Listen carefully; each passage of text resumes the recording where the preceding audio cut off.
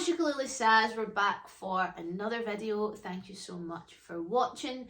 This week we are looking at fun and easy and quick ways for you to help deepen your knowledge on the ukulele and ingrain that a little bit further into your brain so that the music learning experience is a little bit more fun, a little bit more joyful, and a little bit more motivating for you to actually go out and try and learn the parts that seem difficult. It's all about the circle of fifths and that first step in understanding the circle of fifths. Don't forget to check out my video series on that where I explain it in as simple a way as possible to help you understand it.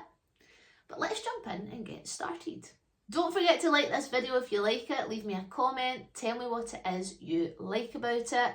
You can subscribe to my YouTube channel so you'll get updated each week whenever I post a new video. And if you really like my stuff, you can check out my Buy Me a Coffee page.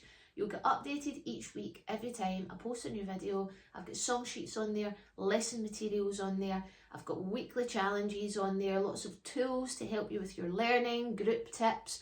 I do a once a month live lesson that's all designed to help you get better at the ukulele and take control of your own learning. So don't forget to check that out too. Okay, so the circle of fifths is quite a tricky tool if you don't really know what you're doing, and it's all very well watching videos on it. This is what it means, this is what it does. But unless there's ways for you to test that understanding and try it out, then sometimes these concepts can be quite difficult to grasp and make sense of, because at the end of the day, we listen to music. So how do we apply the things that we read and watch into what we play and what we listen to? So that's what I'm going to help you with today.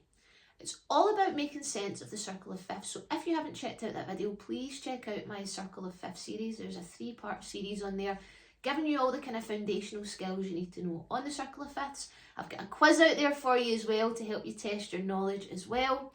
And hopefully this will help you even further. These are all things that I do with my guys in the real world, in my real classes. I give them little things like this to take away to try out at the jam group when they're home practicing, and I get lots of good feedback on it, and that's why I've wanted it to share with you as well. Okay, step 1. Get to know your chord families. Use your circle of fifths tool and start with 1. That might be the key of C. Get to know that family. Memorise it. C, D minor, E minor, F, G, A minor. Practice those chords. Try and memorise those chords and see if you can get them in here. Once you've got 1, branch out left or right. You can go to G or F because there's only 2 chords that are different. So start with C and then go to F or G. And get those first. Then you can maybe start branching out further and try a key that you're maybe not as familiar with.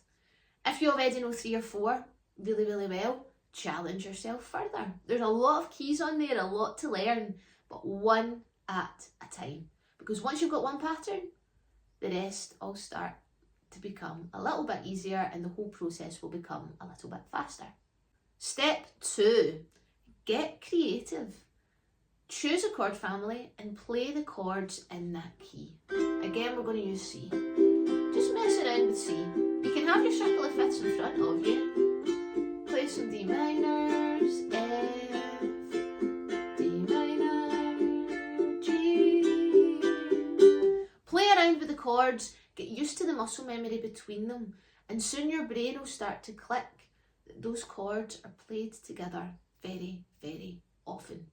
Make something up, write something. A really good way to help memorise and ingrain something is to get creative.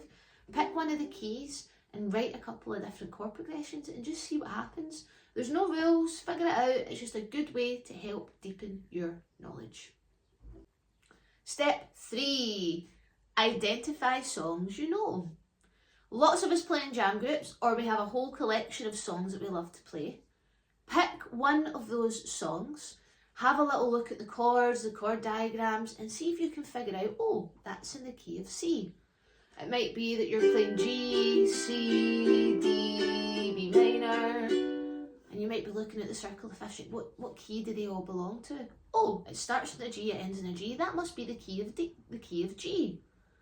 Try it with songs with just a couple of chords. Try it with the songs that you love the most. And the more you do that, the more that will start to become a natural process where you'll start to look at a song in a songbook and straight away be able to identify which key it's in. There will be outliers. You'll find seventh chords, you'll find sus chords, you'll find chords that don't belong to the key. That's all part of the fun and part of the challenge. For the things that you find tricky, maybe you think, oh, that looks like it's in the key of G, but there's an A chord in there, I don't understand why. Write it down, get curious, make a note of it. Because again, music bends the rules all the time, so go for the general rule, and it's a good practice. Step 4, use your ears. If you like to play ukulele with someone, try and train your ears up to recognise what chords sound like. Major chords, minor chords specifically. Let's not branch out any further than that just now. What you can do is you can maybe get a friend to play a set of chords. Maybe they play some major chords and you have to identify if they were playing major chords. Maybe you want them to play a combination, maybe 4 chords, maybe it's the first 2 are major, the last 2 are minor, and you have to guess if it was a major, minor, major, minor, and try it, play games with it. The more you open your ears up and really listen to what you're playing, the more your ears are going to be tuned into the music as well, and your ears will start to pick things up that they maybe didn't before.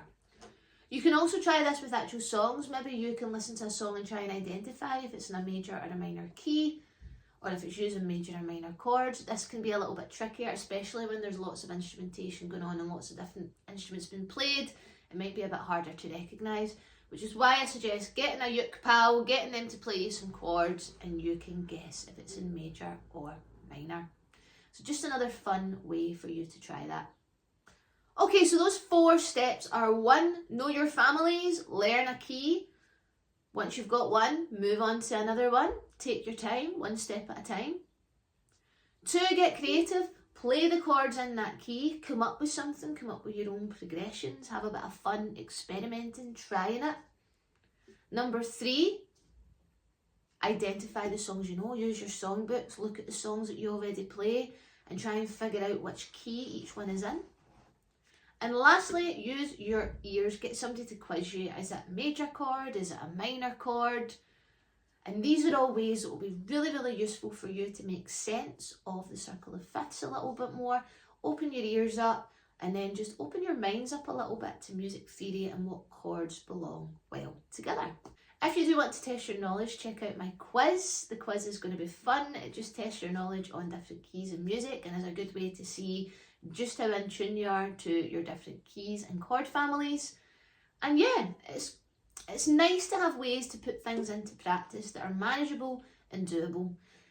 It's so easy to sit and read articles online or watch YouTube videos that explain a certain concept, but unless there's ways for you to put them into practice, it can be really difficult to ingrain that and really, really develop an understanding for it.